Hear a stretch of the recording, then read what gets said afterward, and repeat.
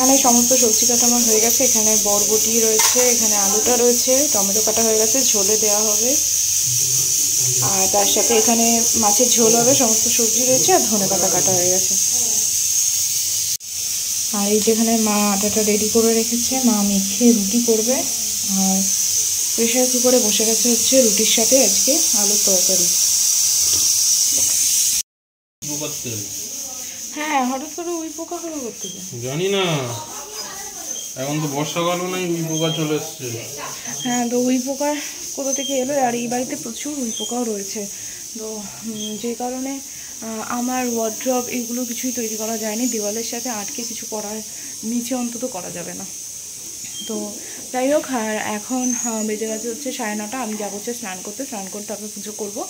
আর তারপরে হচ্ছে জেঠুর বাড়ি যাবো, তারপর সবার পায়ে দিতে যাবো। আর একটু এবছরে হয়তো জানি না দোল খেলাটা কেমন হবে, কারণ মোটামুটি সবারই যাদের সাথে খেলি, মানে আমার ননদ, আমার জায়ের মেয়ে, ওরাও খেলে আগের বছরে দেখেছো। কিন্তু ওদের খুব প্রচণ্ড অ্যালার্জি। একজনের চোখে হয়েছে, মানে রীতিমতন একটা চোখ বন্ধ করে থাকতে হচ্ছে এরকম অবস্থা, আর একজনের হাতে হয়েছে। তো সেই কারণে কেউ খেলবে না। হয়তো এমনি ফটো তুলবো, একটু সেজেগুজে ফটো তুলবো। এবছরে প্রথমবার আমি সেজেগুজে ফটো তুলবো। তো যাই হোক, আর এখন চটপট চানটা করে আসি, তারপরে মা যাবে, তারপরে পুজো করেই ওদের বাড়ি যাব। ওদের বাড়িতে অনেক বড় করে, বেশ ভালো করে পুজো হয়। তো আমি এখন মোটামুটি একটা রেডি হয়ে গেছি। এই শাড়িটা পরেছি আজকে ফটো তোলার জন্য শুধুমাত্র। তো ভাবলাম পুজো যখন করবো তখন একটা শাড়ি পরেই পুজো করি। তো মোটামুটি একটা মুখের মেকআপ হয়ে গেছে, জাস্ট আসবো, চুলটা ঠিক করবো, আবার ফটো তুলতে চলে যাবো।